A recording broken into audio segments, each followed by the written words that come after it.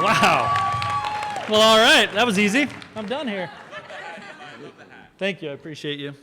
Well, welcome, everybody, to the 13th year of the Good Food Awards, and the first time in my hometown, beautiful Portland, Oregon.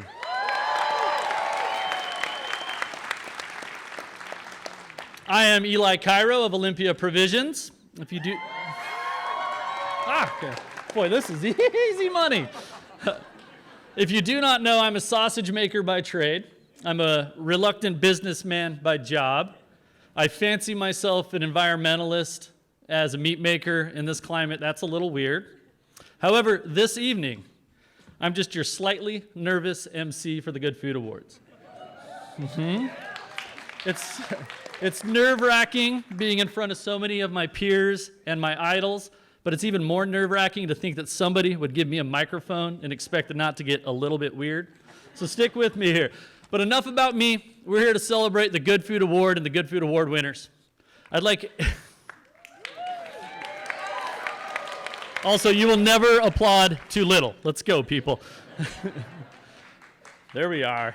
I would like everybody to take one moment to recognize the badassery that is in this room. And yes, badassery is a word. Google it.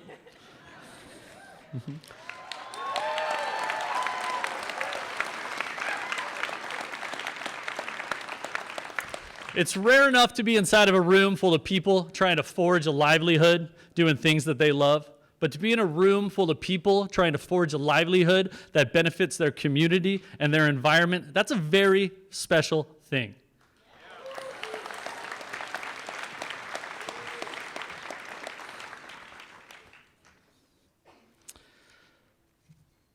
You know, why is it brave? Why do I find it so brave that these amazing producers branched out and did this? You know, every one of these producers, they looked at their status quo of their industry and they realized it needed to be different. It needed to be better. Not faster, not quicker, sure as hell not easier, simply better. To a lot of these people, making tasty food comes relatively easy. But making good food that you can consume and have a good conscience about it, now that's a very, very special thing.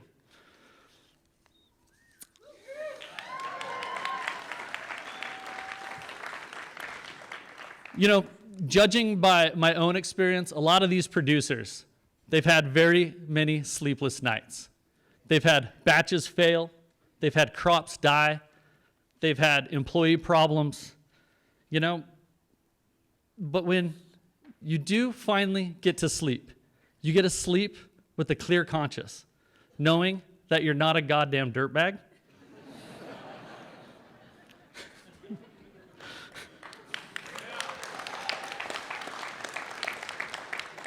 And to be honest with you, that is just fucking brave. And you all inspire me. So please, please, this is the time. Give them and yourself a round of applause.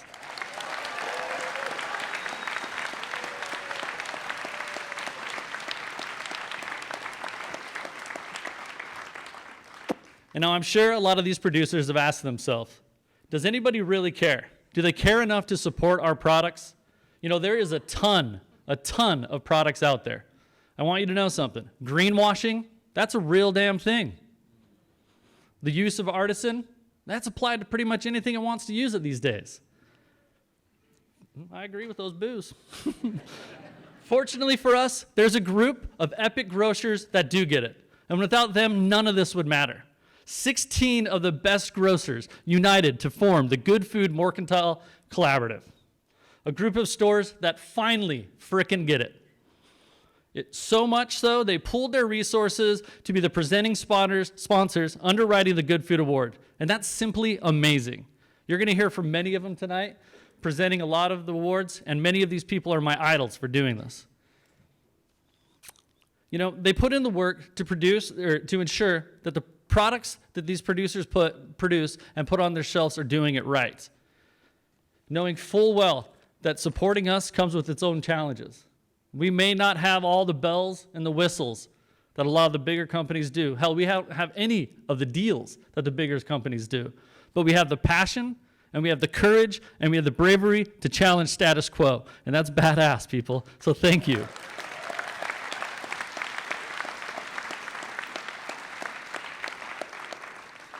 And to all the other sponsors, to quote Joe Biden's dad, that's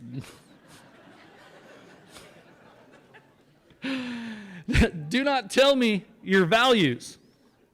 Show me your budget, and I will tell you what you value.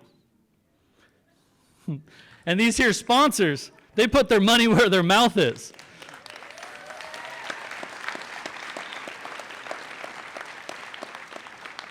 Without the sponsors, let's be honest, all the hard work the Good Food team does, which is insanely hard, which all the work that all these producers do trying to get our voice out there would be simply impossible. So please, one more round of applause for all of the sponsors.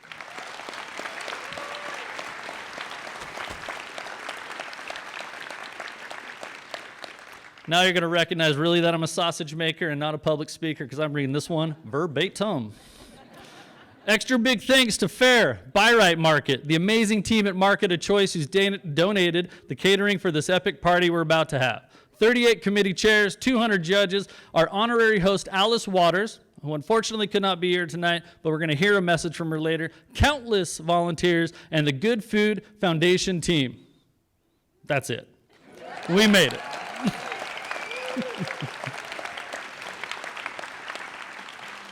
So I'm kicking this off, fittingly so, on the eve of Earth Day. It is my pleasure to introduce chef activist Anthony Mint.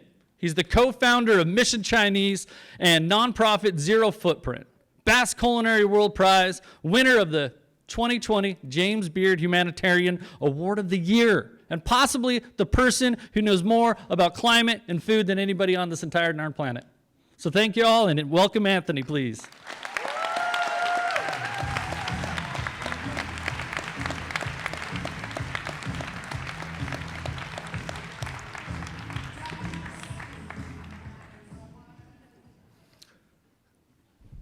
Eli took all my lines. Thanks to Sarah and the team and all the sponsors and all the finalists and everybody for being here. It's an honor.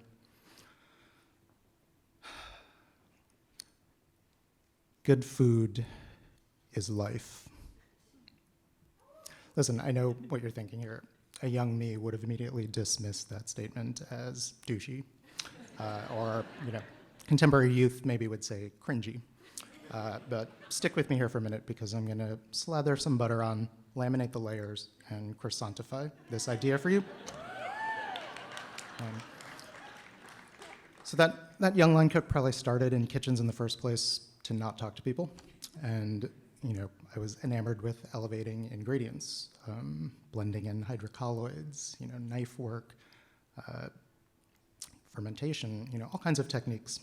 But over the years, as my career has evolved, my conception of good food, my definition of it, has really also broadened and deepened. And I think it's really kind of defined me and also helped me find my voice.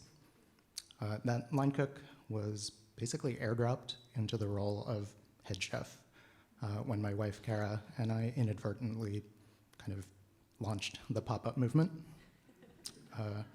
At the time, journalists who wrote about it, or maybe I should call them food bloggers, considered good something remarkable, this zany restaurant that was inside of a hole-in-the-wall Chinese restaurant. And it was 2008, it was the middle of the recession, and so for all the foodies who were our customers, good meant this kind of like Michelin aspirations and rotating guest chefs each week for less than $20 with a drink. For Kara and I, good meant giving back to the community because we were sending the profits back to local food banks each week. But it also meant kind of a carefree spirit because each night was like, a blank slate. We changed the menu. It was a different chef. It was a different theme night. It was kind of like a carefree dinner party instead of a real restaurant. After about 140 events, it turned into a permanent pop-up called Mission Chinese Food. And I went from chef to general manager. And one of our guest chefs, Danny Bowen, took over as the chef.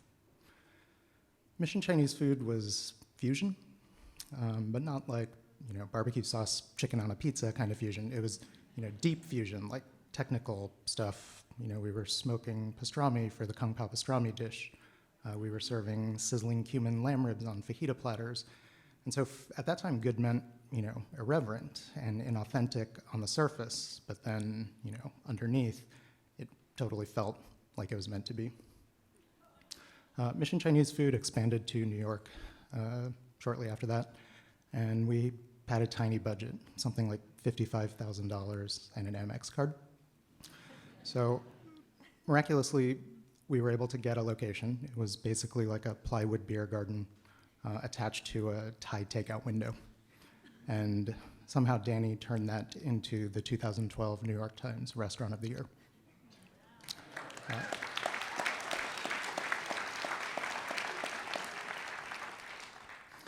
So that it was like the place where Anthony Bourdain and Dave Chang would go to get their Sichuan peppercorn fix, and so at that time, if you were there, good meant that your evening and maybe your tongue were in for kind of a buzzy experience. Meanwhile, Karen and I were back home.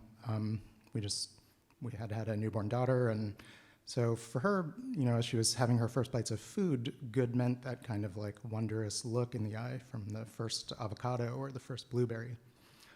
And for me, that meant, good meant buying organic, because now every bite seemed so precious. And as new parents do, we thought a lot about the future and the food system. And we wanted to make our industry part of the solution. And so with a few friends, we co-founded the nonprofit Zero Foodprint. And at the beginning, that meant trying to make food better for the environment. So it meant making better choices. It meant trying to go carbon neutral, reduce waste and these things. On a personal level, it meant fewer fast food burgers. But as I started to learn about regenerative agriculture, that's when the meaning of good food really kind of went to the next level. This idea that food could be a solution to the climate crisis was really exciting, but regenerative agriculture was different because it was optimistic. It wasn't just doing less harm or delaying the inevitable. By changing food, we could actually turn back the clock on climate.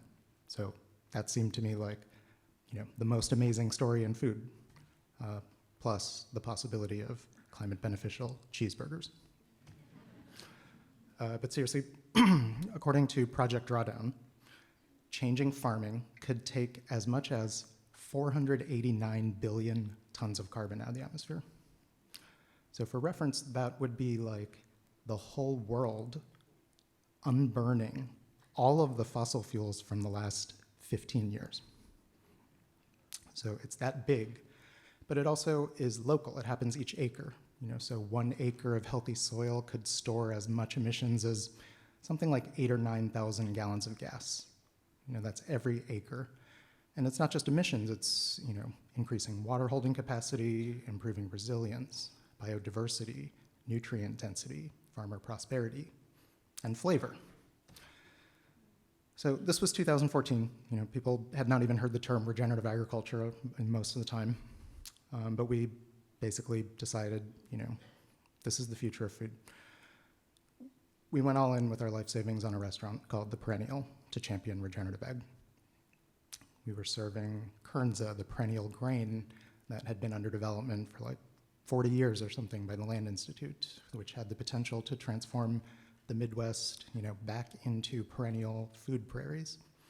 We were serving climate beneficial beef from research projects from UC Berkeley's biogeochemistry department. Bon Appetit named The Perennial the most sustainable restaurant in America. But we were in a really bad location, basically in San Francisco. And so some months we lost more money than I've ever earned in a month. I was working full time and then also picking up shifts at Mission Chinese Food, just to try to cover the losses a little bit. But I refused to close because regenerative agriculture felt too important. So for those years, good meant fighting the good fight. Over the years, we hosted the Good Food Awards after party twice. Thanks, Sarah.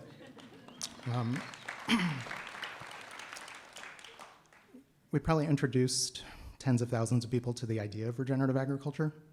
We were supporting amazing farmers and ranchers, but I'm not sure if we actually even changed any acres, to be honest, like if you really think about it. Because it turns out that buying good ingredients is like critical to quality and to the farmer, but it doesn't help the next farmer change. It doesn't help the next acre change. And for proof, like the whole organic movement, which has very clear price premiums and certifications. It's on the shelf at Walmart and Target. That's 1% of acres after 50 years. So in 2019, we closed the restaurant, and it was a huge relief, basically. But among other things, it made space for what was next. Zero Foodprint had been evolving, and we started collaborations with the California Department of Food and Agriculture, the state of Colorado, local governments like Boulder and Sonoma and San Francisco, and really just trying to create something new. So going basically sort of from farm to table to farm. A new mechanism where businesses and consumers could actually change how food is grown. So now Zero Foodprint works with 80 businesses who team up with farms and ranches and just send a couple cents per purchase to get the next regenerative practice onto the next acre. So actually changing food, not just making a better choice. We've now done something like 65 farm projects with as much greenhouse gas benefit as not burning 4 million gallons of gas. And we're just getting started.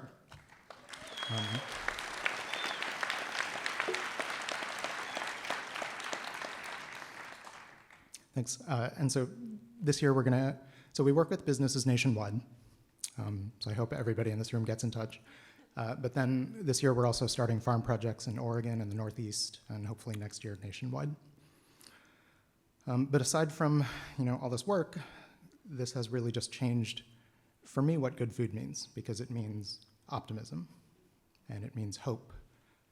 Hope that the good food movement and maybe even the whole food economy could change a little bit, just enough to create a livable future.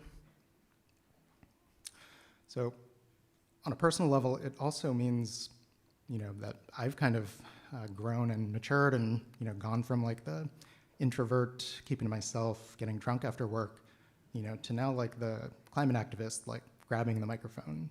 I'm the guy like, do you have a hard stop on this meeting? And so it's an honor to have this opportunity to express my gratitude for all that good food has meant to me over the years. And then also to say thank you to all the finalists and everybody in the room for all the manifestations of good food that you're putting out into the world. So thank you for upholding the legacy of a family recipe. Thank you for creating good jobs and prosperity and training people and supporting your communities. Thank you for cultivating and sharing microbial wealth with all of our respective gut microbiomes.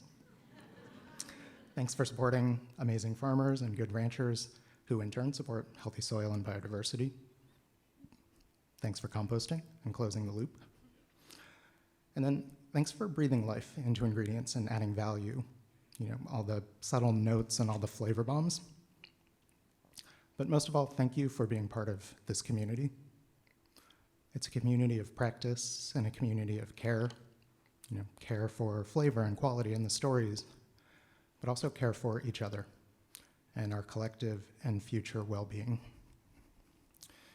So tomorrow and next week and next month, let's keep evolving.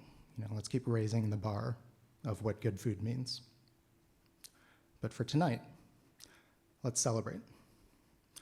Let's celebrate each other, and let's celebrate this community, because in post-COVID and all this stuff, how fucking rare is it that everybody is here in one place? So tonight, let's celebrate good food and life. Thank you.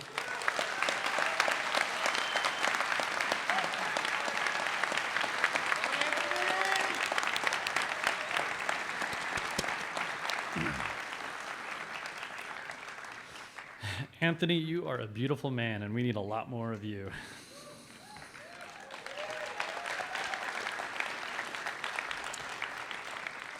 We're going to jump into this to the first awards. Now to present the very first Good Food Award of 2023, Chantel Bordeaux from the Good Food Award Foundation Board, presenting chocolate and coffee, and Godspeed you with these names, my friends.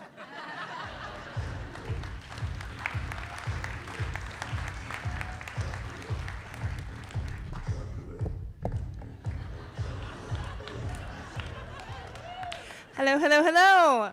So an honor to be here. It's so nice to be a part of this organization and to be among all of you. Yes, I think I have the hardest category, but I have practiced and I'm determined. So with all of that, here are the chocolate winners. From Arizona, Monsoon Chocolate for their Whiskey Del Bach barrel-aged dark chocolate. From Colorado, Bim Bim Ba Artisan Chocolate for their Noir Classic. From Hawaii, Honoka'a Chocolate Co. for their Honoka'a Chocolate Co. barrel-aged and infused bourbon bar 70%. From Massachusetts, Good Now Farms Chocolate for their Ukulele 70%. From Missouri, Akinosi Chocolate for their 70% barrel-aged dark chocolate bar. From New Mexico, Eldora Chocolate for their Guatemala Polo Shek 70%. From New York, Dark Forest Chocolate for their cinnamon pepper milk chocolate 52%. Fruition Chocolate Works for their Benianao Bolivia Tranquilidad dark 66%, Dominican Nacional dark 74%. From North Carolina, Videri Chocolate Factory for their 75 Guatemala single origin dark chocolate bar. From Ohio, Maverick Chocolate Company for their 75% Vietnam dark chocolate. The Cleveland Chocolate Co. for their 81% single origin dark chocolate, La Chua, Guatemala. From Oregon, Creo Chocolate for their coffee and cream white chocolate and their caramelized milk. Moku Chocolate for their goat milk 60% dark milk chocolate and Nicaragua 70% dark chocolate. Seahorse Chocolate for their Trinidad Rio Claro Fermentari Guanab Garcom Microlot Project 2021. From Texas, Madu Chocolate for their saffron milk 45% cacao. From Virginia, River Sea Chocolates for their Thailand 72%. Congratulations to all the chocolate winners.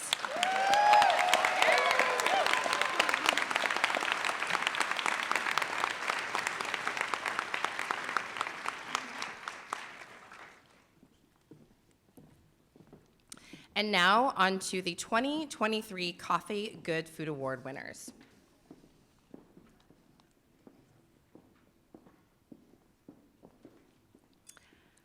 From California, Bird Rock Coffee Roasters for their Columbia Cafe Granja, La Esperanza, Cerro Azul Geisha.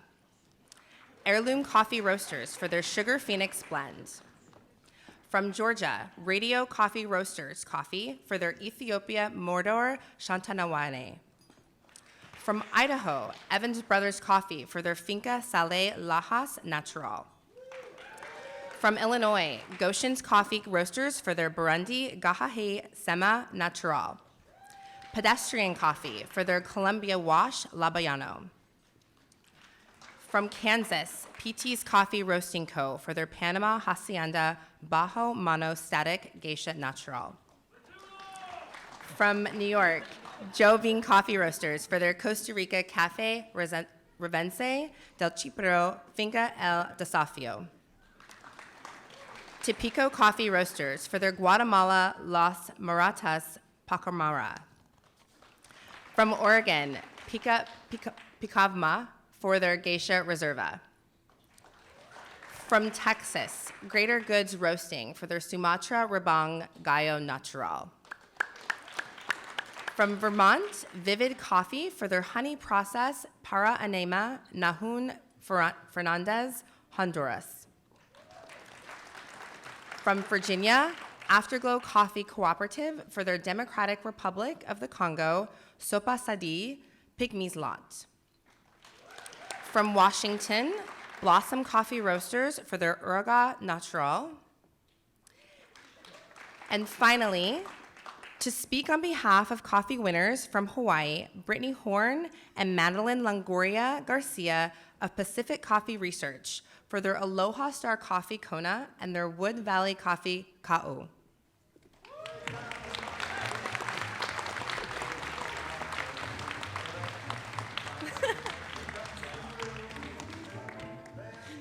Oh, what an honor.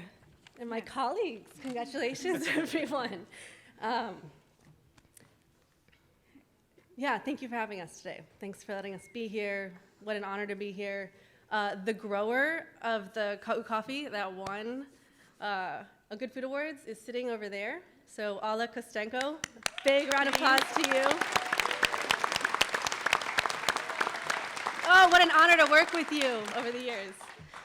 So why is Kona coffee so expensive? It's a question that I heard every day when I worked at an oceanfront cafe in downtown Kona in the heart of the tourist district on the Big Island. And back then, I would usually just smile and say what I knew they wanted to hear, because Kona coffee is the best in the world, right? They'd smile back, and maybe a little dazed from their trans-Pacific flight, desperately in need of caffeine and perhaps a little more swayed by FOMO, they'd open their wallets and happily pay for a cup of Kona's finest. But what they didn't realize, and what I didn't realize at the time, was that the price of that cup of coffee had very little to do with how good it tasted or whether or not it was really the best in the world. So why is Kona coffee so expensive? It's because people are willing to pay for it. You see, nearly all of the coffee that's produced on the islands is sold on the islands. So the same people who grow the coffee visit the coffee shops where it's being sold. Those growers know what it is worth to the bleary-eyed tourist, eager for a social media-worthy moment. Hawaii coffee growers are fully aware of the market value at the end of the supply chain. And for that, they're able to price the product, first and foremost from a business perspective, right? COGS, labor, taxes. And additionally, very importantly, based on the perceived value of the end consumer. They see what people are willing to pay, and therefore they know what they can charge. Don't get me wrong, Hawaii's coffee farmers are not getting rich off of gullible tourists. They work very hard to produce an exceptional crop, and they pay their workers a fair wage. But they are also leveraging their knowledge of the whole supply chain to build businesses, lasting businesses that can stand up to the challenges of climate change, rising costs, global pandemics, market ebbs and flows. And historically, growers globally have not had access to this information. Colonialist structures have kept them blinded and in poverty, despite the never-ending demand of an insatiable market. However, as technology increases growers' access to information, things are changing. They have Instagram accounts. They can post videos of how hard it is to grow coffee. The more that growers know as well from the end consumer, the more negotiating power they have, and the more likely they are to make it through the challenges ahead. Access to information is at the core of changing the way we value coffee and likely many of the other products that are being featured today. And this is not just for producers and baristas, but also for consumers. The more information they have, the more they might understand why that bag of coffee is costing $25 instead of $8 on the grocery store shelves. The path toward a more equitable and sustainable industry depends on illuminating, empowering, and elevating all stages of coffee's intimately interconnected coffee supply chain. This is why our focus is on education at Pacific Coffee Research. We aim to bring people together, from growers to consumers, sharing the same spaces and learning with each other. We encourage all stakeholders to have a holistic approach to this industry as they grow, roast, brew, promote, and consume unique coffees from Hawaii and from all over the world, with a better understanding of how the work of every other person impacts that cup. This is why we're so thrilled to be here. Meeting and celebrating some of the best roasters, chocolatiers, breweries, etc., from all over the nation who truly care about sharing knowledge, supporting farmers, and elevating the entire industry and everyone involved together. Thank you very much for your time, and congratulations to all the other coffee roasters.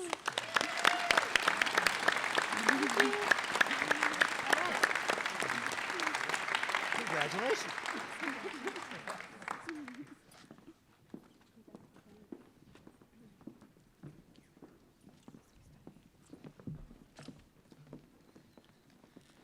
Yeah, coffee. Thanks for what you guys do. It's amazing, but I'm going to thank you so much tomorrow after about the 30,000 beers I'm drinking tonight. So I really appreciate everything you do for me. Up next, we got John Pruden from Taste in Virginia Beach to present Drinks and Grain Award. Come get him, John.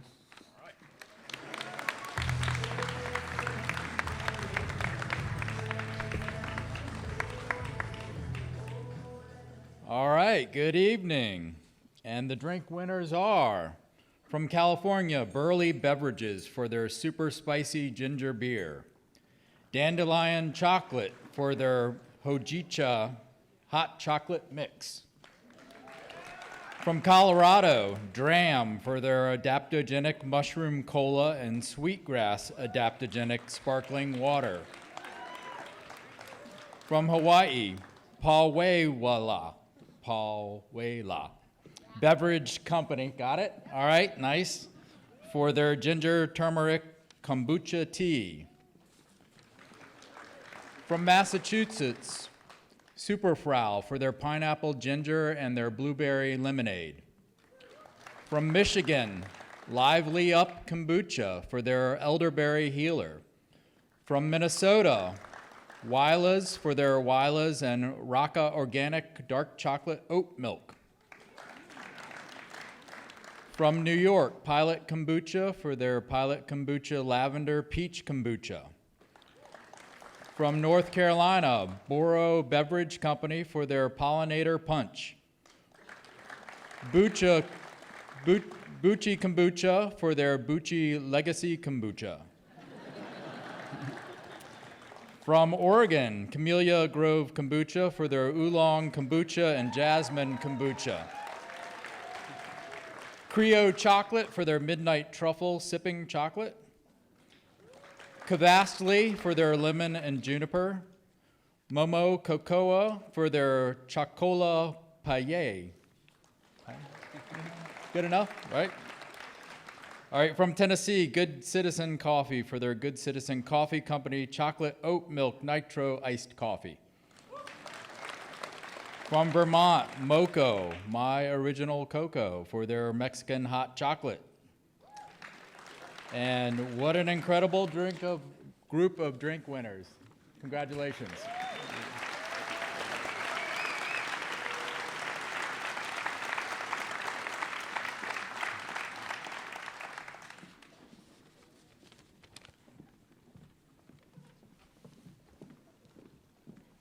All right, next category is grains. The grain winners are from California, Bayview Pasta for their pasta milled to order rigatoni. Kuzi Bakery for their Mashtak Nara. True Origin Foods for their organic black turtle beans. From Colorado, Pasta Fischio Boulder for their heirloom wheat campanella. From Minnesota, Perennial Pantry for their Kernza perennial grain. From New York, Sofellini for their kale penne and turmeric rigatoni, reganetti. From Oregon, Umi Organic for their organic yakashoba stir-fry noodles. From South Carolina, Marsh Hen Mill for their Guinea Flint grits. From Virginia, go Virginia, Deep Roots Milling for their Blue Claridge grits. From Wisconsin, Meadowlark Community Mill for their organic stone ground white dent corn grits. Tortillarilla Zapata for their nixtamalized corn tortillas. Thank you for that.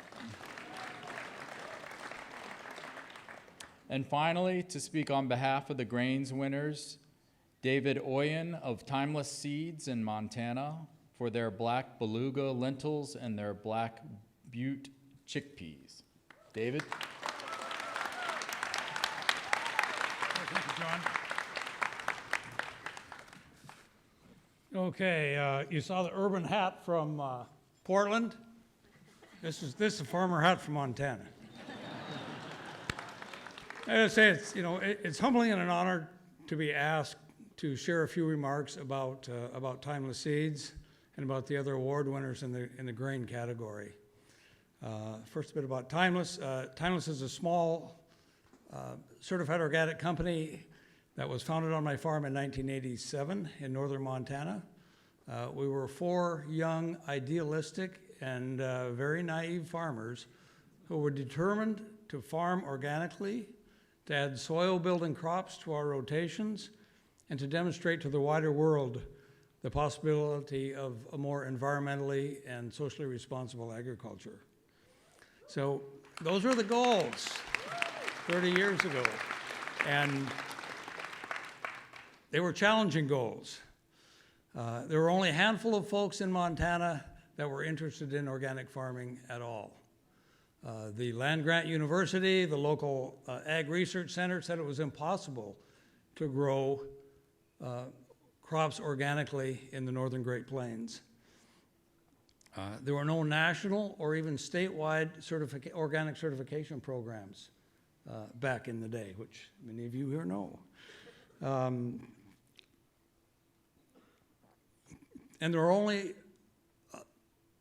a limited number, very few of natural food stores within 500 miles of my farm and the farms of the other founders. And importantly, when we went to the bank, local community bank, and said, we need a loan to expand our organic lentil company, they had 2 questions. Number 1, what is organic? Number 2, what is a lentil? Okay, this was not going to go well. Okay, and how I got around that is a long story that I won't go into, but the challenges were there. This is back in 1987, but that was then, and this is now. Now, organic and plant-based foods are a big deal. The Montana State University has a half a dozen researchers working on organic production in the northern Great Plains. And Montana is now the #1 producer, both organic and conventional, #1 producer of lentils and dry peas, and is always in the top 3 of organic and conventional chickpeas.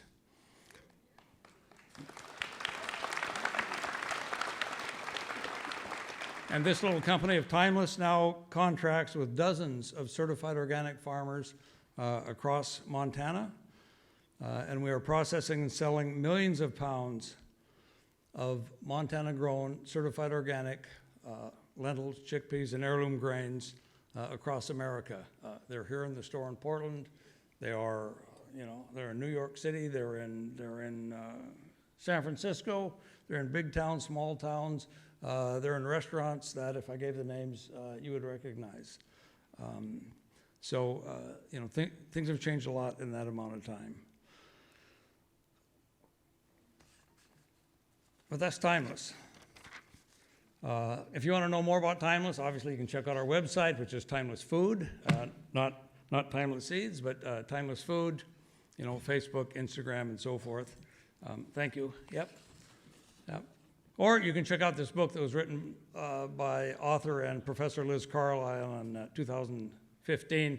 It's called Lentil Underground, Renegade Farmers and the Future of Food in America, right? Which is a very cool title. Right? It's a special honor to be here in Revolution Hall. So it's great, very, very appropriate to be here. But more important than Timeless are this year's other winners in the grains category. They each would have, origin stories, and product stories, and trials and tribulations, and blood, sweat, and tear stories. Because as Anthony mentioned and others have alluded to, it's not necessarily easy to be a small company, in a very big and complex food system.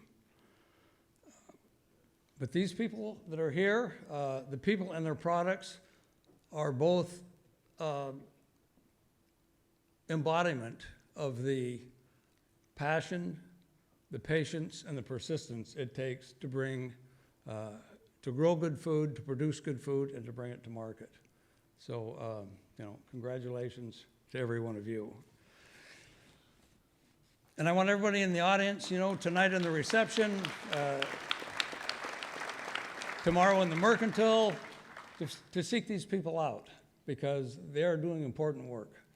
And in the area of grains, they're kind of the orphan stepchild in many ways, and what gets attention in the food industry. So talk to them. You'll learn a lot.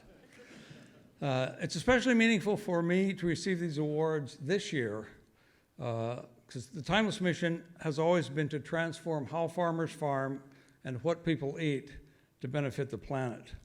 And as Anthony Mint and Alice Waters are the honorary hosts of tonight's events. And, they are icons, they are inspirations in the universe of good food. And they're also champions in promoting all the ways that food could and should be good. Good for farms and good for the farmers, good for local communities, good for those who eat what is grown, and good for the planet. So it's truly an honor to be here tonight at this ceremony, to be in the presence of Anthony, to be in presence of these winners in the grain category, and the other winners of the Good Food Awards, and to be in the presence of all you people in the audience who understand the greater impact of food, and being here tonight, you're supporters of the Good Food Foundation. So thank you very much.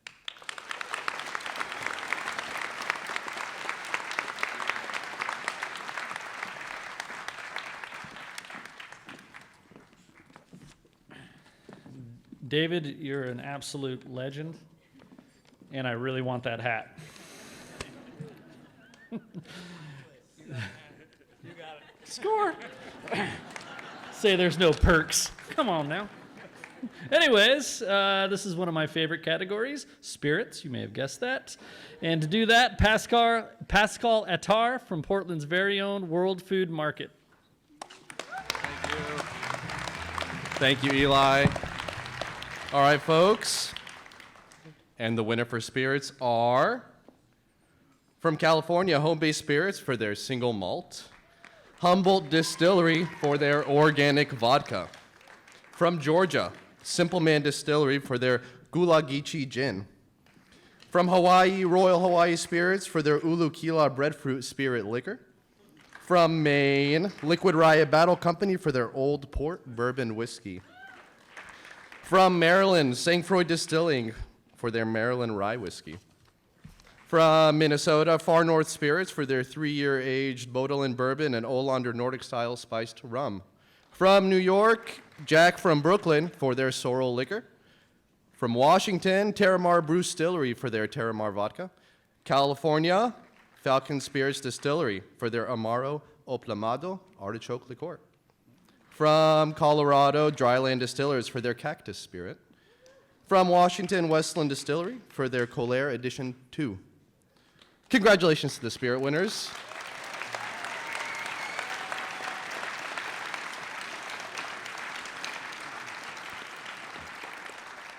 We will couple spirit winners with pickle winners.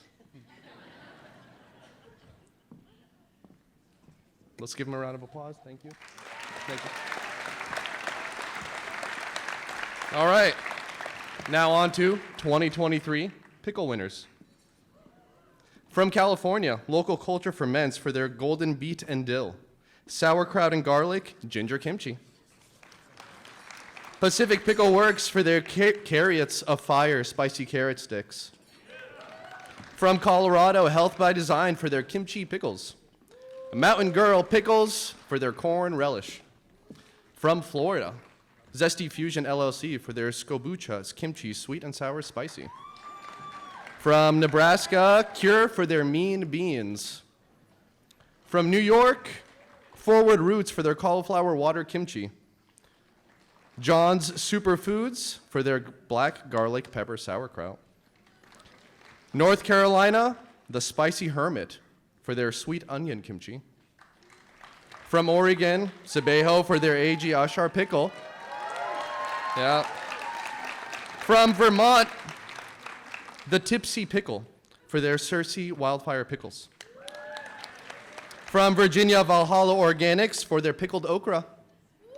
From Washington, Blue Bus Cultured Foods for their kraut chi. And Ollie Kraut for their organic original sauerkraut. And finally, to speak on behalf of the pickle winners, Mary Rasavi of Wise Goat Organics from California for their vegan kimchi. Let's give them a round of applause.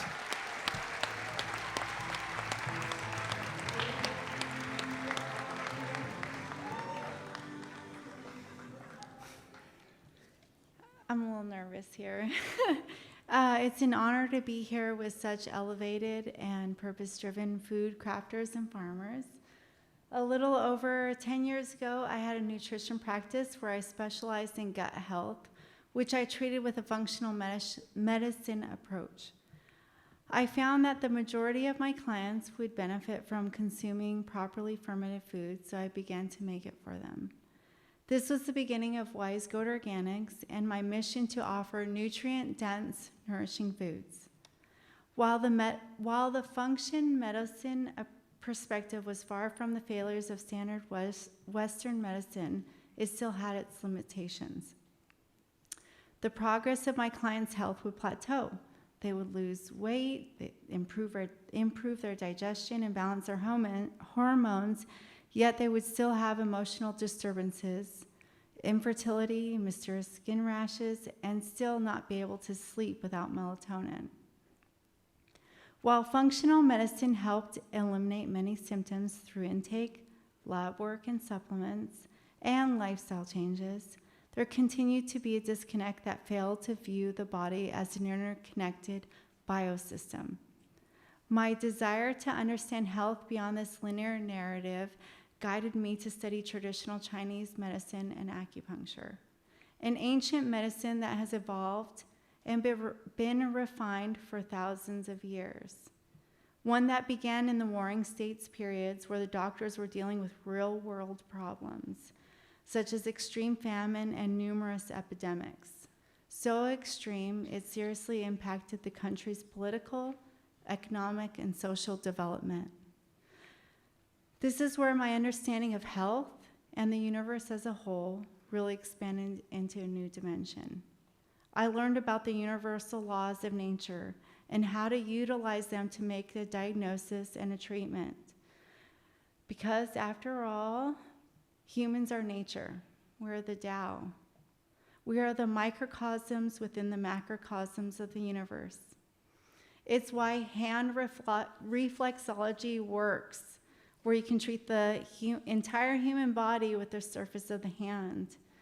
You can treat the entire planet or the universe with the surface of a human. We are the holographic projections of the earth. Our hearts are the sun that is above the earth and warms and energizes. Our stomachs are the earth that helps break down the nutrients and to absorb back into the body just as the soil does for the planet.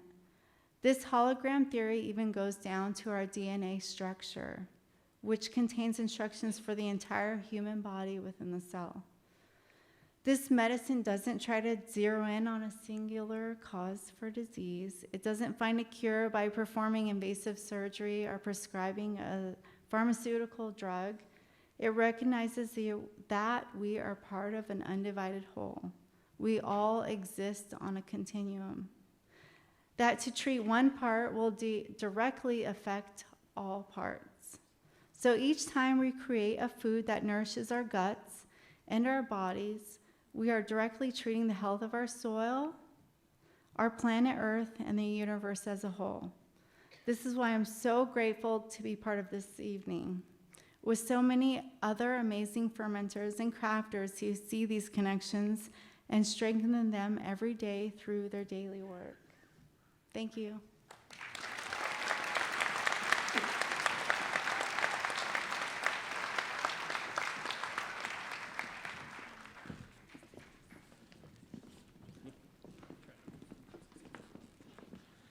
Oh, pickles, you beautiful, crunchy, sour things. Speaking of getting pickled, cider and beer's next. Thank you for getting that.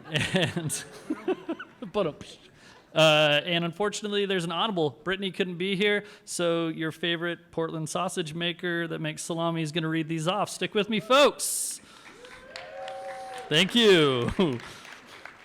From California, they have 3 Ethic ciders for their Pamu. Their Goen Heirloom Cider from Goen Estates Classics Dry Cider, Goen Estate Gavenstein Cider, and Goen's Estate Cider, Spiced Apple Cider. Dang. Lassen Traditional Cider from Greenwood Gold and Wombat Flats. From wonderful Colorado, Snowcap Cider and Ashmead Kernel, the Reserve. Stem Ciders for their Carrot Ginger Turmeric. And from Kentucky, Wisebird Cider Co., the Pomme de Pomme. From Massachusetts, Stormlong Cider, the Boston Heirloom, and Franklin Cider. From Oregon, Baum Cider Company, Orchard Select. From Vermont, thank you. From Vermont, Chaplin Orchards and Kingston Dry, Fable Farms, Fermentory and the Fluxion. From Virginia, we have Castle Hills, Cider and Sunday Muse and Dry Hopped. From Washington, close enough, Liberty Cider Works and Heirloom Series. Madrone Cider for their 2021 Island Perry. Cider Farm for their classic dry cider in oak aged. Congratulations, cider winners.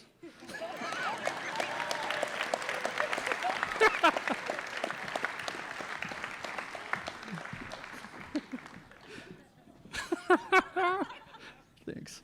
Anyways, and on to the beer winners.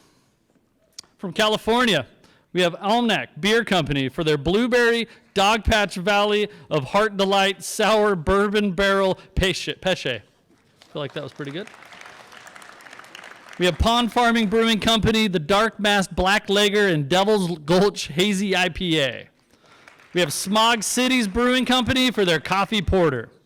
From Colorado, Pegaso Brewing and Grill for the Triple Dog Daria Belgian Style Triple. Ska Brewing for their Pink Vapor Stew. And from Maine, Liquid Riots Bottling Company for their Blush Star Maine Beer Company and Little Water IPA. North Carolina, Full Steam Brewery, the Enno Hefeweizen. From South Dakota, Fernstein Brewing Company and their Farmhouse Ale. From Texas, Vista Brewing and their Hive Mind collaboration Honey Ale. From Virginia, Black Narrows Brewing Company and the How About It Pale Ale with heirloom corn. Say it wrong. From Vermont, Lawston's Finest Liquors and Maple Tipple. That's Lawson's Finest Liquids. Thank you. Maple Triple Thank Ale. you. Thank you. Thank you. I need this. From Washington, Reuben's Brews and their Crinkly IPA. Crikey, thank you. From Wisconsin. Wisconsin, right? Good. Lakefront Brewery and their Bumble Bear Honey Brown Ale. Jeepers. Thank you. And finally, to speak on behalf of the beer winners, Christian, De Benedetti of Wolves and People from Farmhouse Brewing from Oregon for their Instinctive Travels and their Pesha 2021.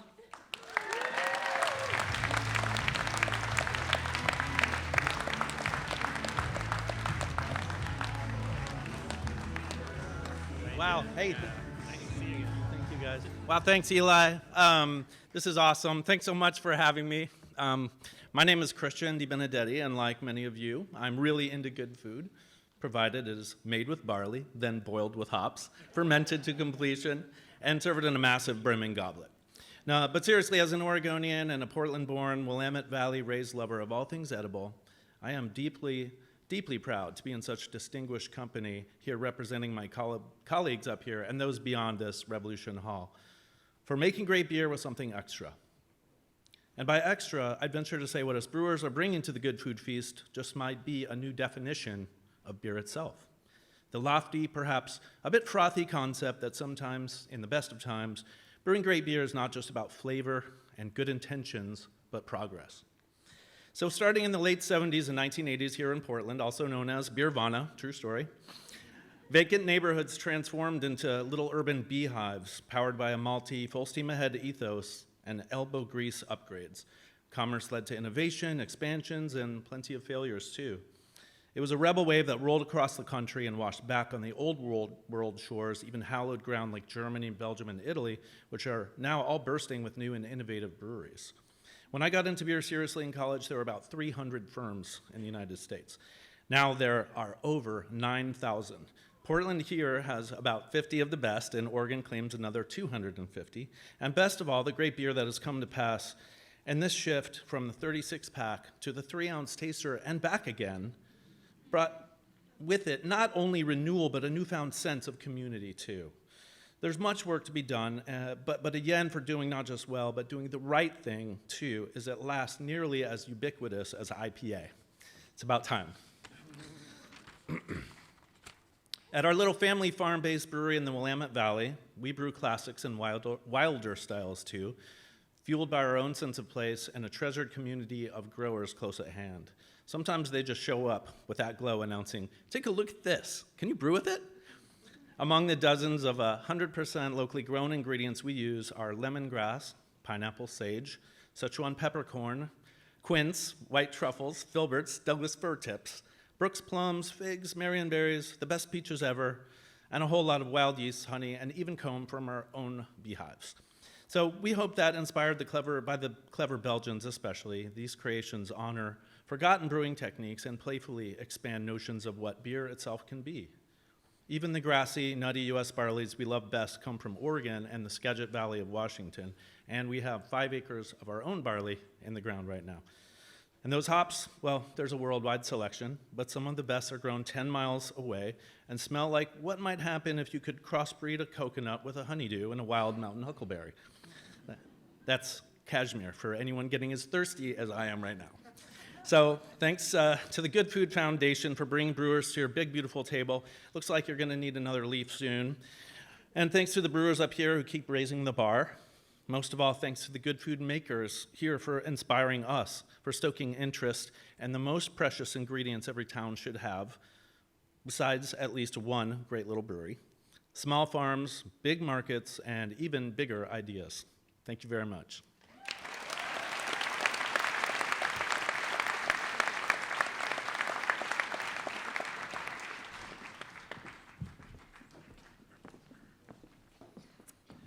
Beer Insider, a humble apology. I never learned how to read, but I appreciate you.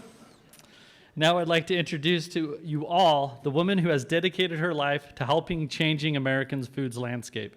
Chef, author, activist, founder of a small restaurant called Chez Panisse, and edible schoolyard, Alice Waters. Although she couldn't be here tonight, she sent a video message for all the winners. Enjoy.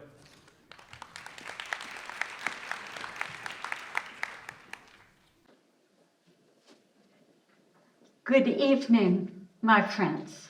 I am so sorry that I'm not there with you in person tonight, because the Good Food Awards is my favorite organization. It always inspires me. I love giving the medals to the award winners, putting them around their necks, really feeling connected to all of you. But I have a pretty good excuse. Tomorrow morning, I need to be in Sacramento because I've been asked by Governor Gavin Newsom to prepare an organic school lunch for the powers that be.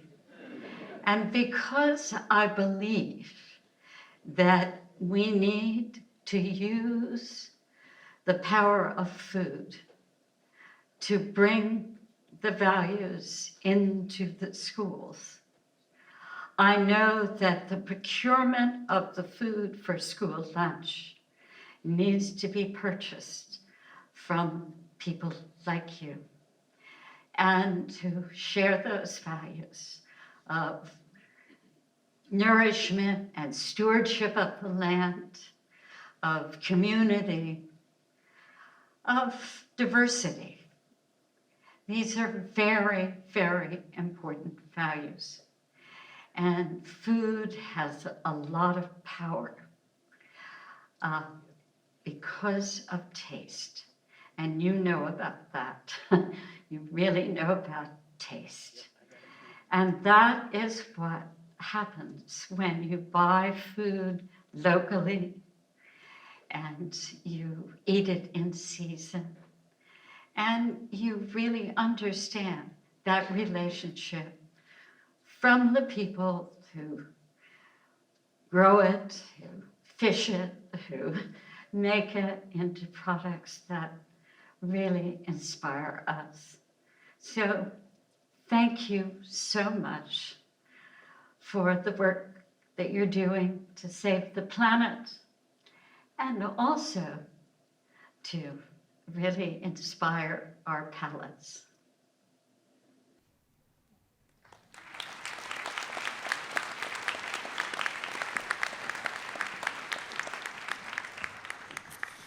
I could listen to Alice Waters speak forever. She's amazing. Nothing like a message from the godmother of all the good food movements in America. To come after that, Wendy, if there's somebody that could do it, it's you. From Market Halls Food in Oakland, California, to present on oil.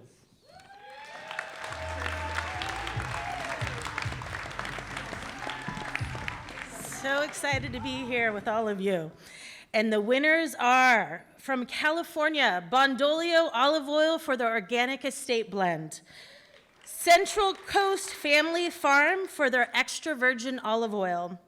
Coldani Olive Ranch, Cali Virgin for their hot virgin jalapeno olive oil. Corky Nuts for their cold pressed organic walnut oil. Frontorio Grove for their extra virgin olive oil. Halter Ranch for their estate organic piqual. Lurtic for their Sicily certified organic extra virgin olive oil.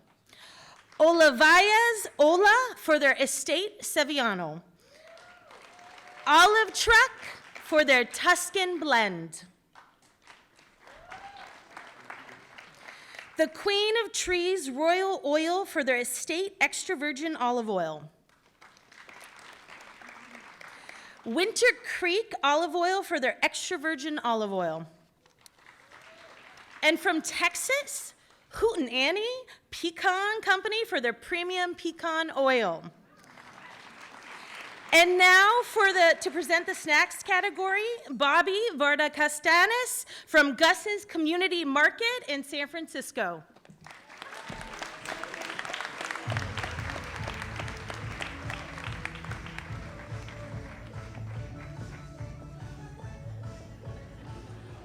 Good evening. Great job on the last name, by the way. Fantastic. All right, so my favorite category in a grocery store is snacks, so very proud to be giving out these awards. And the winners are, from California, Bear Claw Kitchen for the Coconut Grove grain-free granola. Cali Granola for the granola by the handfuls, the San Francisco blend. Dark chocolate cherry agave. Figure Eight Foods, White Buffalo Land Trust for the regeneratively sourced beef biltong original and regeneratively sourced beef biltong spiced.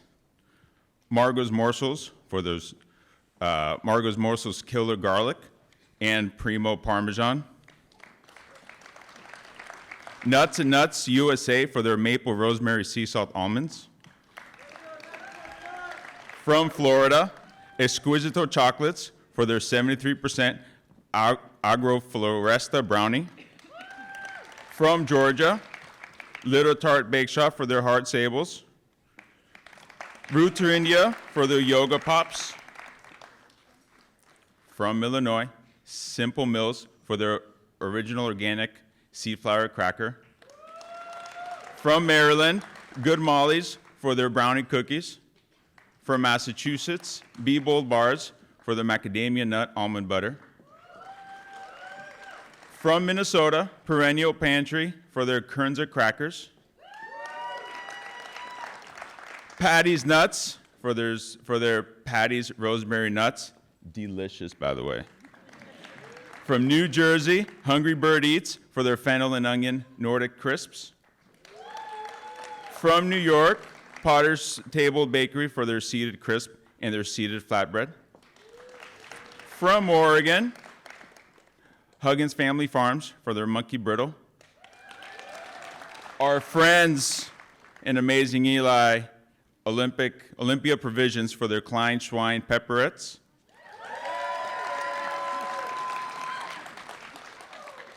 From Vermont, Small Batch Organics for their raspberry granola bark. And finally, to speak on behalf of all the snack winners from Washington, Pam Montgomery of Chucker Cherries for their organic dried Rainier cherries.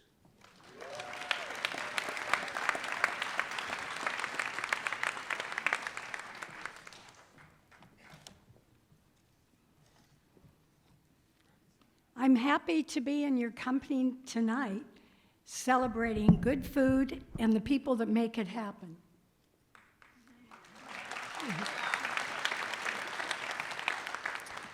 High-quality food is desired and recognized worldwide, but launching a food company based on quality is a defiant act, as we all know.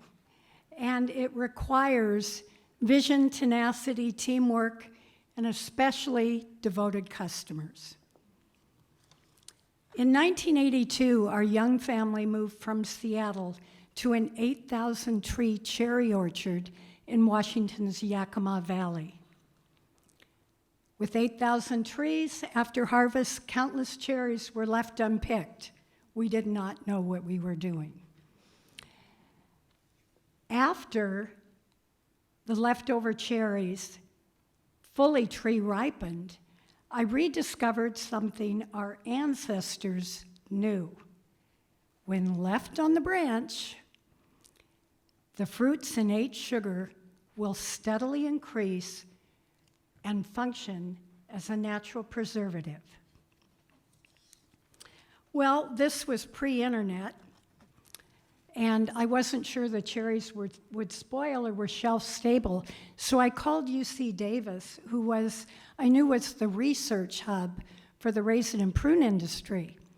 And I was told that even sweet cherries had to have plenty of extra added sugar and preservatives to make them shelf stable. But year after year, my squirreled away dried cherries tasted good, looked good.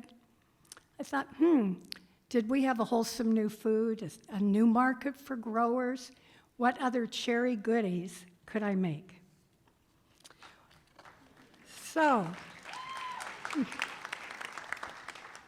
my mind was set on quality. Even back then, I wanted nothing artificial, regionally sourced, but it became clear pretty quickly that to control quality, we needed to become a vertically integrated food manufacturer. How? We were young. I didn't know anything about food manufacturing. And then I happened to find I guess you'd call him an ingenious mechanical tinkerer, a lone inventor of sorts, who had developed a circulating air dehydrator in Oregon that was just the right size, just the right price, and worked great for cherries. And we created our first drying curves together. So that was kind of one of many instances where just good things intervened and kept us moving ahead as we learned. So here I had the vision. The vision was to craft all-natural Northwest cherry specialties, freshly made, using just-in-time manufacturing, sustainable packaging, of course, which, as you know, couldn't be found, but as sustainable as we could find at the time.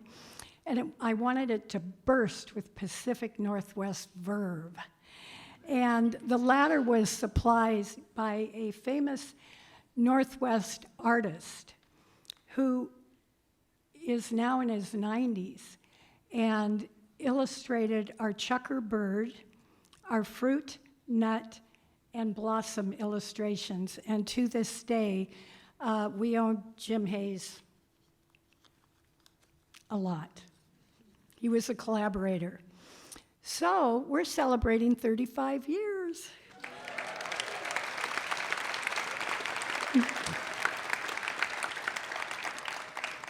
And in the past 35 years, Chucker has cultivated many good things. Innovative quality foods, naturally dried organic Rainier cherries and Bing cherries with nothing added. We cultivated a secondary market for cherry growers. We created a vertically integrated food company that has a foundation of environmental stewardship. We provided great jobs in our community and Seattle's Pike Place market, and most importantly, we cultivated devoted customers.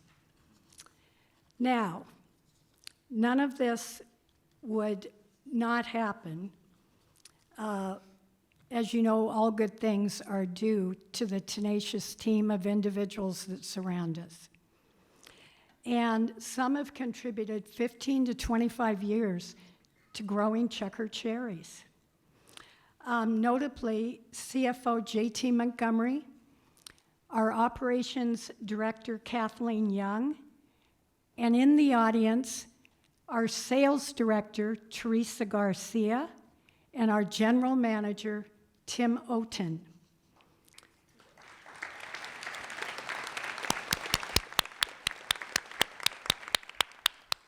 By recognizing Chucker's Organic Rainier cherries and all the award winners today, the Good Food Award Foundation really honors our team, who, like you, put innovation and creativity and quality at the forefront. Thank you.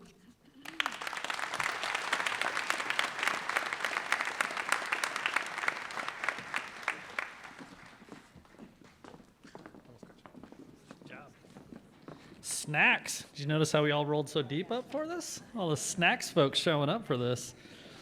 Want to know why? Because they're the best. Do you want to know who else is the best? Colleen Gilchrist of Union Kitchen, Washington, D.C. to present preserves winners. Come get them.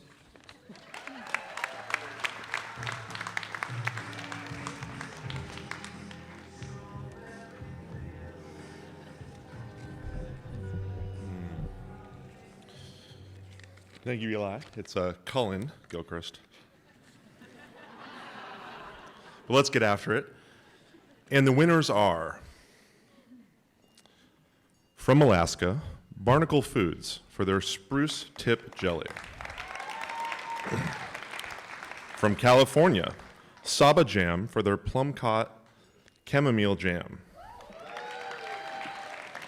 From Hawaii, Aloha Bites for their calamansi marmalade. From Illinois, Southport Grocery and Cafe for their strawberry rhubarb preserves. From Michigan, Gus and Gray for the jalapeno jam. From New Mexico, Heidi's Raspberry Farm for their strawberry jam and organic raspberry red chili ginger jam.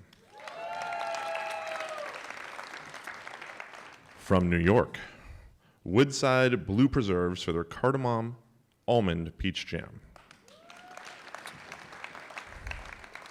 From North Carolina, Miss Ruth's Jams for their blueberry lemon basil. From Ohio, the Home Pantry for their strawberry rose jam. From Oregon, Mount Hope Farms for their blackberry aronia lavender fruit spread. From Pennsylvania, Small Batch Kitchen for their peach ginger fruit spread and blueberry lavender fruit spread. From Vermont, Blake Hill Preserves for their fresh cherry tomato jam. And last but not least, from Washington, Girl Meets Dirt for their Orchard Apricot Spoon Preserves.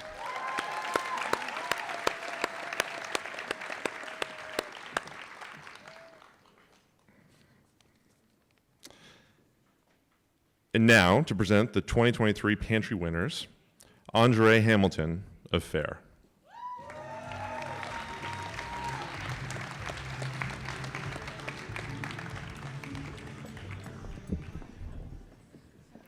Great, and the winners are from California, Scarlet Fire Hot Sauce for their Scarlet Fire Hot Sauce,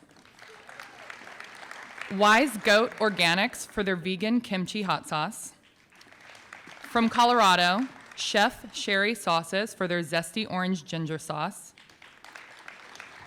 Love Hard Inc. for their JoJo's Green Chili Sriracha, from Hawaii, Slow Island Food and Beverage Co. for their Kauai Honey Sweet Chili Sauce, from New Jersey, Aolo Italian Specialties for their Nona Married to Nona Tomato Basil, from New York, Achataya del Sol for their Oxymela. From North Carolina, Big Spoon Roasters for their Pistachio Crunch Almond Butter. From Ohio, Fuego Fermentations for their Habanero. From Oregon, Elliott's Nut Butters for their Oregon Hazelnut Chocolate Spread. Tortuga Gordo for their Rotten Jerk and Green Cobra. Umi Organic for their organic yakisoba sauce. From Tennessee, South Hall Farms for their South Hall hot sauce. From Texas, El Meteoro for their super green cremosa. From Vermont, Champlain Orchards for their maple cider syrup. Run Amok for their Whistle Pig rye whiskey barrel-aged maple syrup. From Washington, Bow Hill Blueberries for their organic blueberry marinade and salad dressing. And finally, to speak on behalf of all the pantry winners, from Illinois, Dr. Philippa Norman of Zazie Natural Foods for her garlic ghee. Hi, everyone. Greetings. Congratulations to all the finalists and to everyone here. I am so grateful to be in the company of all of you amazing makers, forward-thinking retailers, and many others who share a deep commitment to good food. As we come upon celebrating Earth Day, I'd like to share a few thoughts on how my business is guided by the principles of Ayurveda and how it relates to doing good for the earth. Ayurveda is the ancient healing science of India. It is so vast, but even touching the surface of it has really profoundly influenced me. As a part of my studies in Ayurveda, I began to make and use ghee for myself and my family. Ghee is a form of deeply caramelized, clarified butter that is used for cooking, to make medicines. It's used in rituals and ceremonies and much more. It was only natural that my business would be guided by principles of Ayurveda, so I would like to briefly share 3 of those principles with you. Number 1, taste is intelligent. Taste in Ayurveda is much more than just the flavor of something. Taste is known as rasa, and rasa also means enthusiasm, juiciness of the body and juiciness of our emotions. The 6 tastes contain the elements of nature and inform our digestion and the way that the food will nourish all the levels of our body and mind. And of course, this is something artificial flavors can never do. I wanted to reflect this principle in my business by using whole herbs and spices for taste to honor the intelligence of the earth and as an offering to the senses and the well-being of the person consuming the ghee. Number 2, we are one family. I hear this in everyone who's spoken today. Ayurveda says that all living beings on the earth are a family, and I've always been inspired by businesses that do good in the world and treat each other like a family. So we strive to do that in our company by supporting various causes ranging from a rainforest school for indigenous children to an environmental center in Brooklyn, to our own neighbors in Chicago. And as we grow, we hope to do much more. Number 3, fat is love.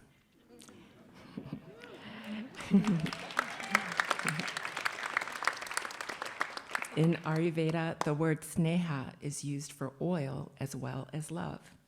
The qualities of oils are nourishing, restorative, protective, and grounding, just like love. In Ayurveda, oil is seen as containing the elements of earth and water, which are essential for health and well-being.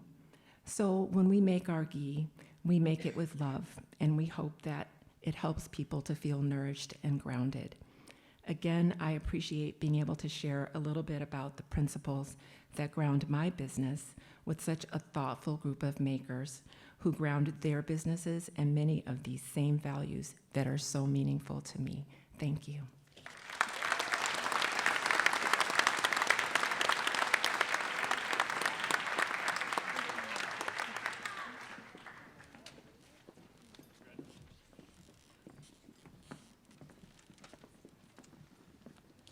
Well, that was beautiful. Thank you. And now, from Vermont, Amelia Rappaport of Woodstock's Farmers Market to present the Fish Awards.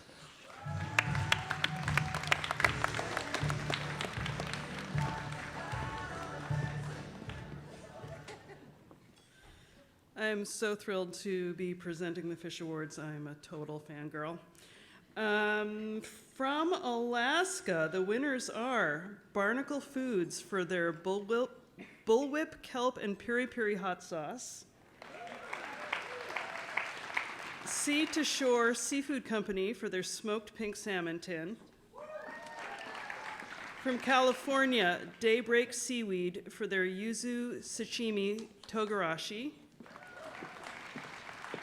Kelpful Cooperative for their Everything But the Wildfire, Soba Mill for their Sonoko tomato furikake, from Maine, Maine Coast Fishermen's Association for their Maine Coast monkfish stew, and Smithereen Farm for their seaweed sprinkle, from Nebraska, Cure for their black Suffolk smoked salmon, from New Hampshire, Gulf of Maine Conservis for their Gulf of Maine Conservis tinned bluefin tuna, and from Oregon, Oregon's Choice Gourmet for their Oregon's Choice Gourmet Chinook salmon. Congratulations, fish winners. And now to present the Charcuterie Awards, Sam O'Ganim of Bi-Rite Market in San Francisco, California.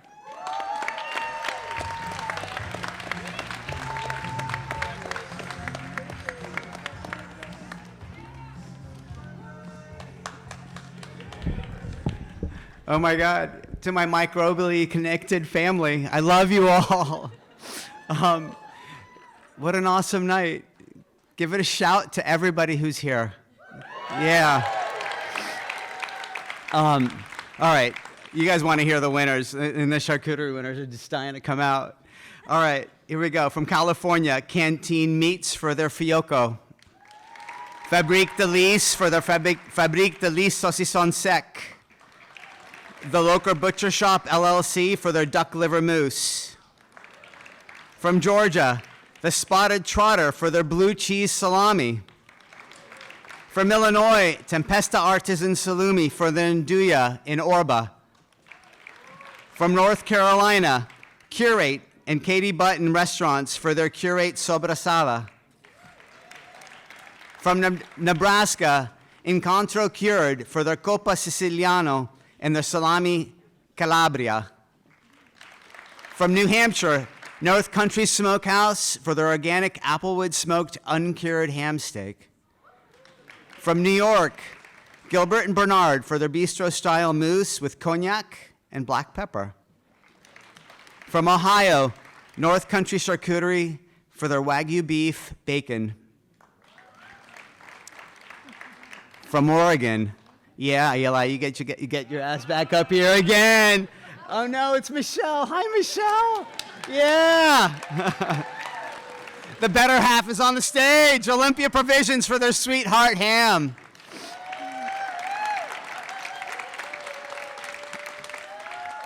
From Washington, Coro Foods for their Coro uncured mole piccolo salami and their Coro uncured peperizzo pre-sliced salami. From West Virginia, Farmer's Daughter for their provincial ham. And finally, to speak on behalf of all of the charcuterie winners from North Carolina, Joel Olson of Sunrays Foods for their animal welfare approved Finocchiona lamb salami. And I think they're on video, is that right? Yeah, and they're gonna be on video. So pay attention.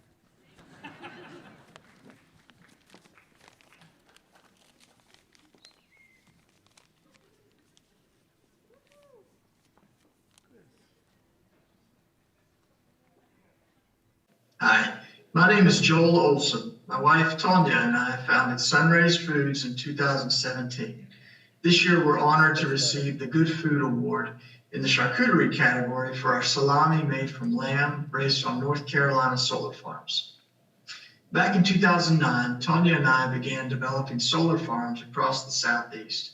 We noticed that many companies in the solar industry were not considering the long-term health of the soil on solar farms. This created a passion from our side for developing solar farms as something more entirely.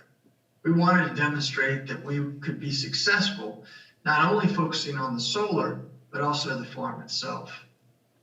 Rather than just mowing and weeding the vegetation under our solar panels, we began implementing changes to the design and layout of our solar farms, which created valuable pasture for sheep.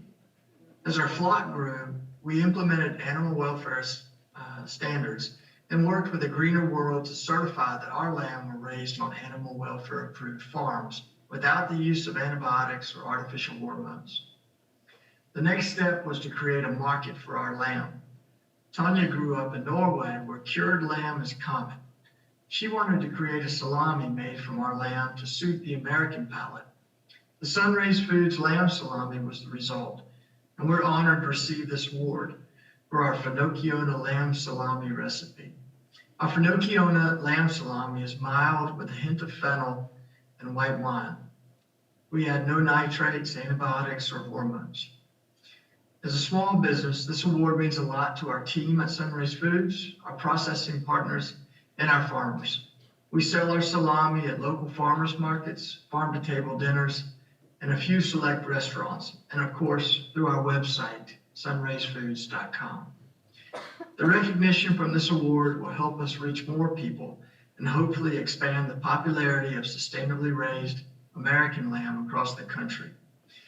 We're proud to be amongst the other great charcuterie producers on this stage, to be a part of the Good Food Awards community, and to be working towards a more sustainable, ethical, and good food system. Thank you.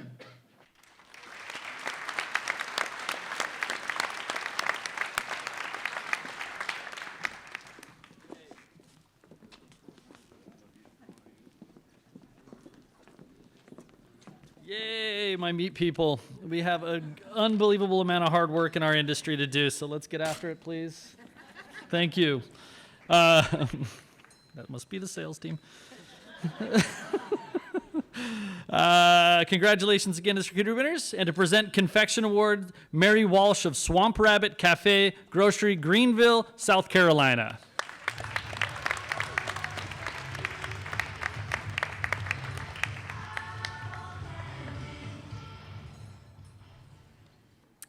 And the winners are from California, Charlotte Truffles for their Rose Water Saffron, Cheeky Bits Sweets for their Cheeky Bits Toffee, Dandelion Chocolate for their Single Origin Truffle Maya Mountain, Belize, 2018 batch 1. From Colorado, Bibamba Artisan Chocolate for their Pâté au Chocolat, Red Camper for their Chile Bourbon Cocktail Cherries. From Maine, Dean Sweets for their Hot Fudge Sauce, Ragged Coast Chocolates for their Dark Chocolate Peanut Butter Cups, And from New York, Gotham Chocolates for their passion fruit caramels. And from North Carolina, Chocolate Confections for their strawberry sunflower bonbon. French Broad Chocolates for their rose cardamom pistachio bonbon. And let's see, from North Carolina also, Videri Chocolate Factory for their blackberry basil caramel. From Oregon, Batch PDX for their candy cap mushroom. Shio for their sweet pistachio cream. Gem Nut Butters for their Gem Organic sprouted chocolate hazelnut butter. And Nuts on the Run for their sea salt caramel pecans.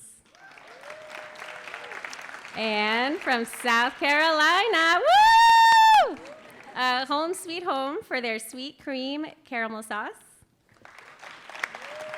And from Texas, Dude Sweet Chocolate for their Bam Bam. From Wisconsin, Madison Chocolate Company for their Ghost Pepper Caramel Sauce. All right, congratulations, confection winners. And now to present the Honey Awards, Corey Cook of Goose the Market in Indianapolis, Indiana.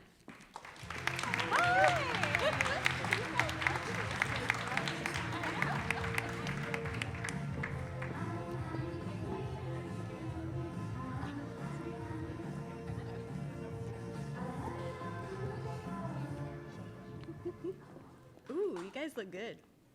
You look good from up here. And the winners are from California, Coop House Apiaries for their wildflower honey, Morgan Hill.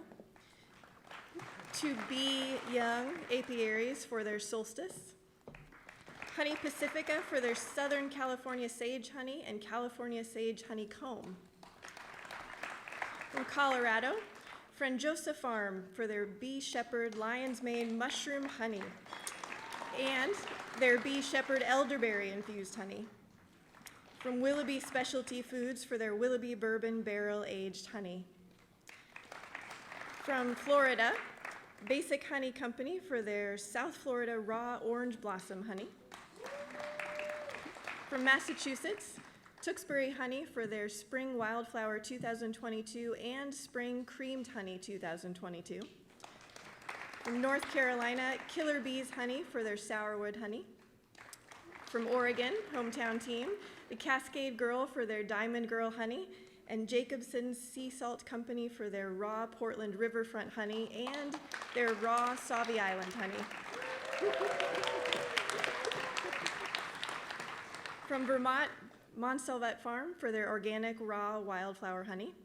And finally, to speak on behalf of all the honey winners from West Virginia, my new friend, Kate Asquith of Appalachian Beekeeping Collective for their salted cacao creamed honey.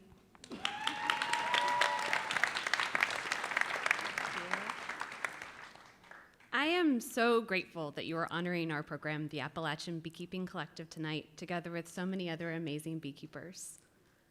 The Appalachian Beekeeping Collective is a nonprofit that trains, supports, and provides bees and equipment free of charge to partner beekeepers in West Virginia and Virginia. Since we began in 2016, we've helped more than 300 people learn the art and science of beekeeping. Our bees live in 14 different counties, in small bee yards, in areas characterized by gorgeous forests and meadows and limited development. That makes for great forage for our bees and great tasting honey. Our region is also deeply marked by the long history of destructive boom and bust industries like coal mining. It has long been one of the poorest regions in the country, with more people living in poverty than just about anywhere else in the country. We've found that beekeeping is a wonderful way for people in our region to earn a sustainable income. Beekeeping is hard work. I think everybody up here knows that. And it can be very expensive to get started. Our program provides the materials necessary to overcome beekeeping's considerable startup costs and provides support along the way as our partners grow their operations. We're also proud to say that we found beekeeping to be a gateway for environmental education. In our region, I've heard people who never before gave much thought to environmental protection tell me about climate change and about pesticide use, about deforestation, they care about these issues now because they care about their bees. And as I would bet is the case for many of the beekeepers honored here tonight, the beekeepers in our program are learning to become better environmental stewards. And so are their families, and so are their communities.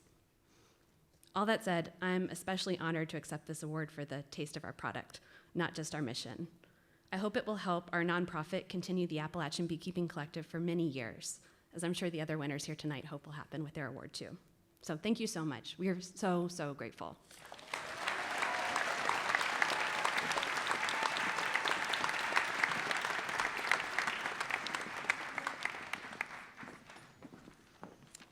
Spend your whole life making sausage in a cooler, and all you want to do is be a goddamn beekeeper for the rest of your life. These guys are amazing. It's the most important. Anyways, congratulations all the honey winners. Now to present the Elixirs Award, Eric Garman of the Oregon Department of Agriculture.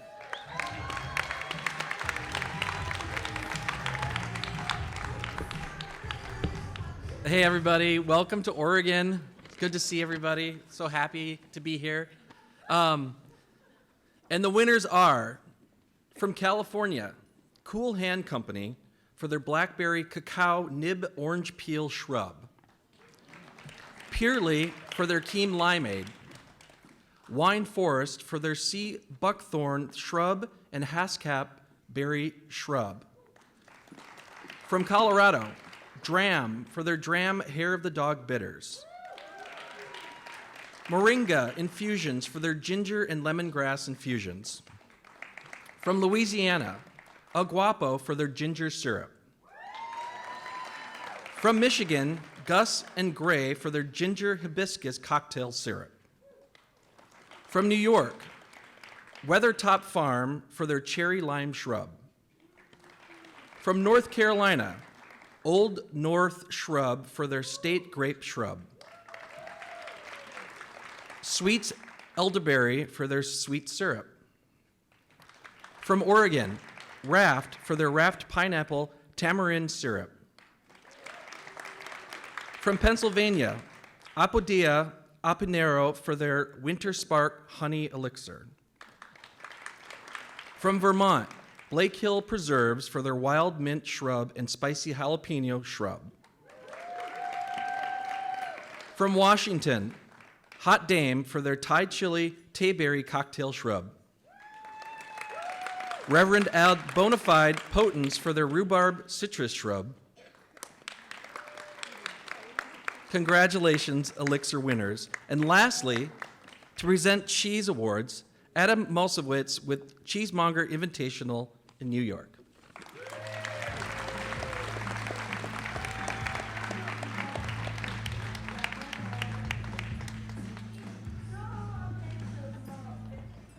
And the winners are from Alabama, Working Cows Dairy for their green cheese.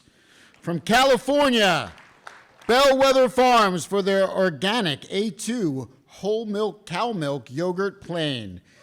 Cheese Smith Artisan Creamery for their Cascabel chili curds. Pennyroyal Farms for their Boonter's Blue and their Reserve Boont Corners. Tamales Farmstead Creamery for their Atika. From Connecticut, the Mystic Cheese Company for their Cachalot and their Finback. From Georgia, Sweet Grease Dairy for their Little Moo with garlic and chive. I love that name. From Indiana, Capriole for their Sophia and their Tea Rose. From North Carolina, Boxcar Handmade Cheese for their Cotton Bloom and Doling. From New York, Nettle Meadow Cheese Company and Sanctuary for their Adirondack. From Ohio, Black Radish Creamery for their Bandit Red and Raclette. From Oregon, Prior Rose Creamery for their Fromage Blanc.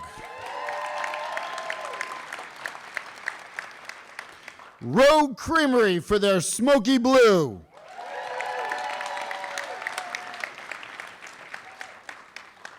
From Pennsylvania, the Farm at Doe Run for their St. Malachi Reserve. Did I say that right? From Vermont, Springbrook Farm Cheese for their Ashbrook. From Washington, Cascadia Creamery for their Sawtooth. And from Wisconsin, Landmark Creamery for their Anabask.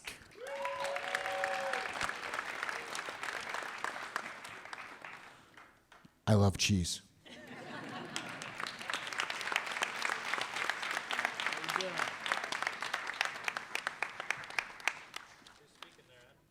Is that? It says sit down. It says sit down. I'm gonna. And a big round of applause for Elias.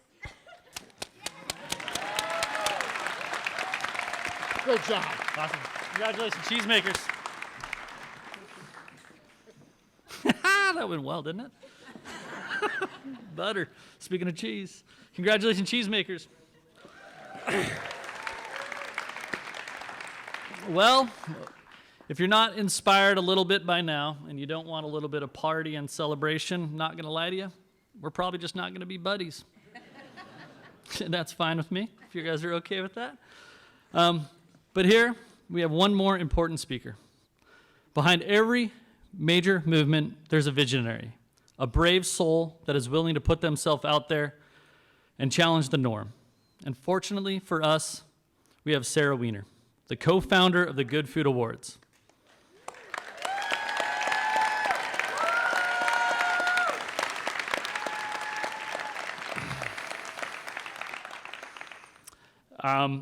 By God, you rule. Thank you for being so brave and daring and caring and all around a badass. Not only did you make a mark that when you see it on a shelf, you recognize it is the best product on that shelf. You created a movement. You created change. You united a group of passionate, hardworking people. You inspired a startup. You changed the way we think about the products we consume. I am forever grateful and in awe of what you have done. I give you all the Good Food Award founder, Sarah Wiener.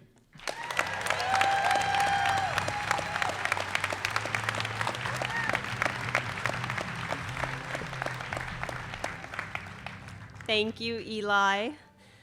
I am delighted to have you all here in my hometown, just as the buds and blossoms of spring begin to unfold. It's been a long winter, a brutal winter. From Southern California to the tip of New England, we've had snowstorms, freezing cold, torrents of rain. Just when we thought the worst of the last few years was over, winter blasted through, its ferocity taking many of us by surprise. No doubt those of you working the land felt it the deepest, but all small businesses were hit by a storm of natural and economic forces beyond our control. We navigated inflation, bank collapses, supply chain failures. We mourned friends and family, lamented closed businesses, bid farewell to cherished colleagues as the Great Resignation became very personal. Doing good in the world has never been easy. Sometimes it's especially hard. All of you have a clear vision of what a better future could look like. But in times like these, it can feel like you're toiling towards something no one else can see. But tonight, as you step into the spring, you are surrounded by 700 people who see your vision, who walk the same path. You are not alone. Spring is coming, and it promises to be an extraordinary season.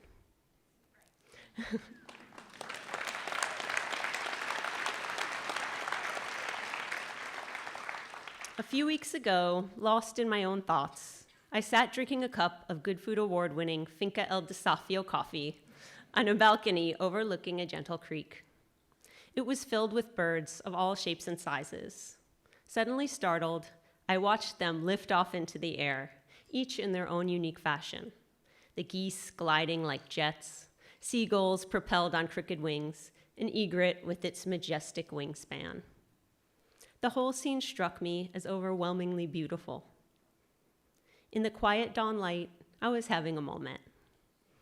Suddenly, the very idea of creatures flying seemed simply marvelous. A new curiosity took root. I began to notice birds on my daily run, and I soon realized my shift in attention expanded beyond these new feathered friends. I had taken to pausing, noticing the extraordinary hidden in the ordinary. A peaceful moment of simple and profound beauty had triggered a sense of awe. The awe sparked curiosity, and the curiosity created a subtle and mysterious shift in mindset. I had inadvertently acquired a heightened awareness and appreciation of the world around me. Scientists, it turns out, are discovering that the experience of awe does just that.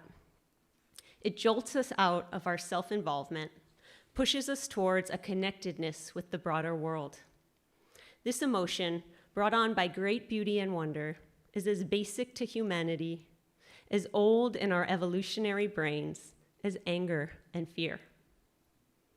Psychologist Dacher Keltner, a leading researcher on awe, described its effect like this: it's quieting of the individualist sense of self and connecting the individual to collectives. He and his colleagues conducted an interesting experiment illuminating this impact.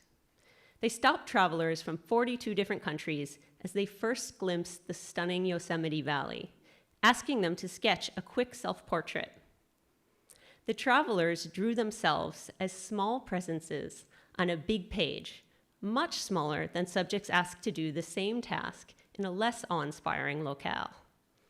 And the power of this emotion goes beyond simply rescaling our sense of self-importance. It also impacts how we treat others. In another experiment, an actor accidentally dropped a handful of pens. Half of the subjects had been told to stare at a bland building for a few minutes before the accident, while the others were instructed to look up at a majestic grove of eucalyptus trees. I'm sure you can guess which group rushed to help pick up the pens. Even brief experience of awe and beauty deeply impact our inclination to help others and connect with strangers. All of you imbue your cheese and beer, your chocolate and jam, with a simple but profound beauty. At first glance, perhaps you see just a slice of salami or a glass of cider, but what you craft is of such depth and uncommon excellence that when imbibed in the right moment, your creations have the power to shake us out of the everyday. They remind us of the vivid heights we can reach, of the alchemic joy that is possible with the gustatory assist. You feed us, but far beyond that, you make the mundane magical. Offer up an experience of beauty and even moments of awe in our everyday lives. In this time of complex global challenges, when climate change looms large and differences among citizens can seem insurmountable, you may not realize you have an essential role to play. But make no mistake about it. Through the transformative power of the excellence you achieve and the awe that creates, you are instilling curiosity, opening our minds to the invisible connections between our small selves and the much bigger world beyond, setting us on a course to look at the world differently, to bring the values of collaboration, stewardship, and generosity into our lives. You know better than anyone the power an extraordinary experience with food can have. In fact, for many of you, it was probably a bite or sip of something exceptional that set you on the path to becoming the award-winning, sustainability-minded curers, fermenters, and chocolatiers you are today. Not convinced? Take a closer look at our honorary host, Alice Waters. 50 years ago, barely out of her teens, she took her first trip overseas. Decades later, She told me the story of camping outside of Istanbul, awakening one morning to find a bowl of warm goat's milk had been slipped under the flap of her tent. She never forgot the selfless hospitality of that gesture. Nor did she forget the cheese and honey and preserves and bread she encountered in France. The way the food she thought she knew tasted completely different and extraordinary. When she returned home, she was driven to recreate the deliciousness and spontaneous hospitality she had found so compelling. Seeking the intensity of flavors she recalled from abroad, she went directly to the farmers and makers, creating simple dishes with local ingredients at a little restaurant called Chez Panisse. The approach found a hungry audience, and very soon, Alice received numerous offers to scale up, expand, and open more restaurants. Instead, she chose a very different path. She chose to focus on creating a few hundred truly beautiful meals a day. She focused on excellence rather than scale. But a funny thing happened. The cooks and interns who came through the kitchen were transformed by the vision of deliciousness and joyful abundance articulated on every plate, by the feeling of community and collaboration that pervaded the kitchen.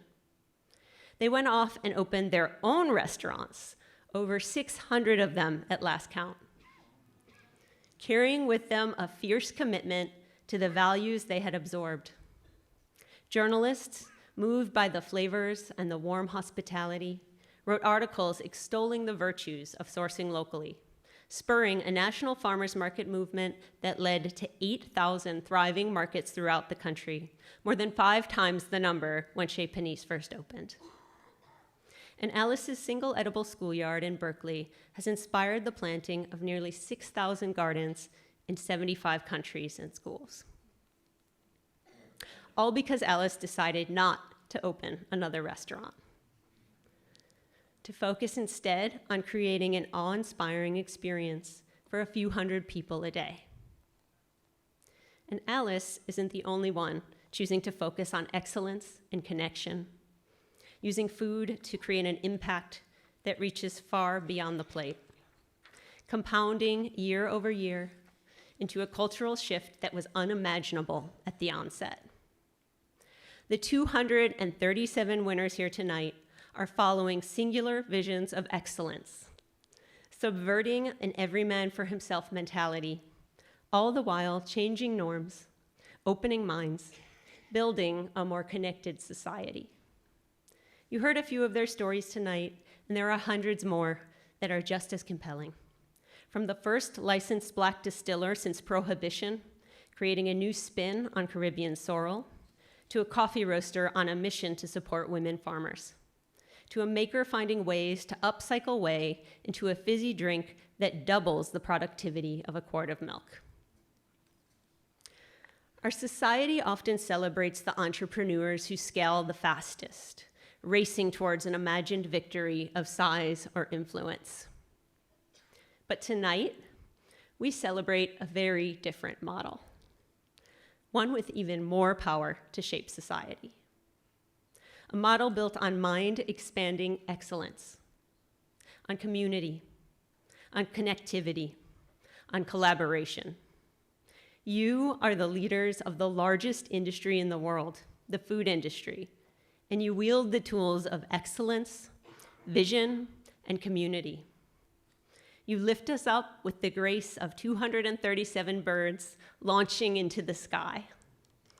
Fly high this season, pay no heed to the headwinds, and be astounded at what begins to take root beneath you. Thank you.